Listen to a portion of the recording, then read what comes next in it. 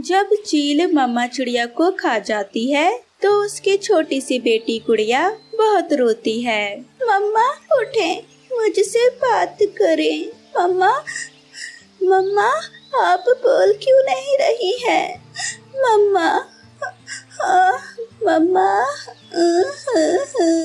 चिड़िया की पड़ोसी गौरी कभी वहाँ आ जाती है। चुप कर जाओ गुड़िया बेटी, आपकी मम्मा मर गई हैं, अब ये कभी बात नहीं करेंगी। फिर गौरी कभी छोटी सी चिड़िया को उसके नानों के पास छोड़ आती है, जो अपनी नवासी का पालन पोषण करती है। गुड़िया बेटी अब घर से बाहर मत जाना, मैं अमरूद बेचने जा रही हूँ। बूढ़ी नानों में इतनी हिम्मत तो ना थी, मगर वो क्या करती, उसे अपने साथ साथ अपनी नवासी का भी पेट भरना था, इसलिए उसे काम तो करना ही था। वो शाम तक बैठी रहती है, मगर कोई भी पक्षी उसके अमरूद खाने नहीं आता। तोते तोते बेटा, मेरे अमरूद खाकर देखो, बहुत मजे के हैं। नहीं माँ जी, इस जंगल में अमरूद किसी को भी पसंद नहीं है, आप ये कहीं और जाकर बेचें। तोता वहाँ से चला जाता है। बूढ़ी नानो अपनी टोकरी उठाकर नदी के पास चली जाती है और वहाँ बैठकर खुद से बातें करने लग जाती है। ऊपर वाले, मैं क्या करूँ, तू ही बता, मैं बहुत कमजोर हूँ, मैं कोई काम भी नहीं कर सकती, मैं अपनी छोटी सी नवासी का पालन पोषण करूँ। कोई भी पक्षी ऐसा नहीं है जो मेरे अमरूद खरीदे। ऊपर पेड़ के ऊपर बैठा हुआ एक कबूतर बूढ़ी नानो की बातें सुन रहा था। फिर जब बूढ़ी माँ उड़ती है तो कबूतर उसके पीछे पीछे उड़ता है। कबूतर नानो के घर के बाहर खिड़की से बातें सुनने लगता है।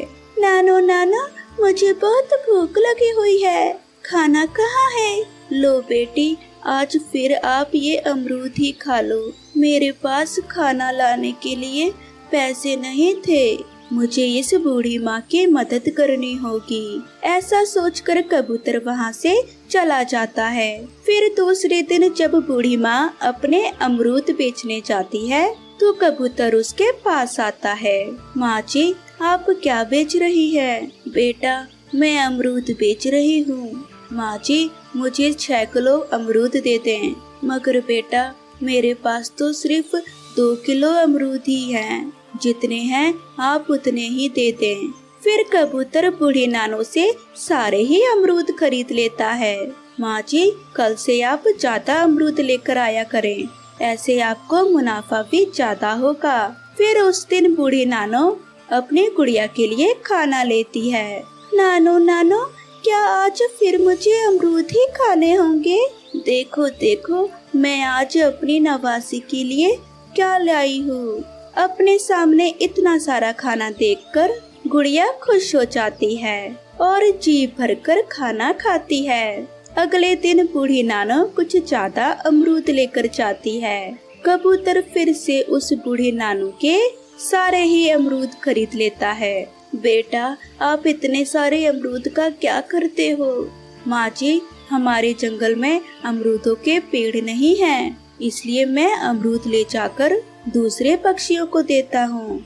ऐसा कहते हुए कबूतर वहाँ से चला जाता है और बूढ़ी नानो खुशी खुशी अपनी नवासी के लिए खाना लेने चली जाती है। सारे बच्चे इकट्ठे हो जाएं और कबूतर बच्चों में वो सारे अमरूद बांट देता है।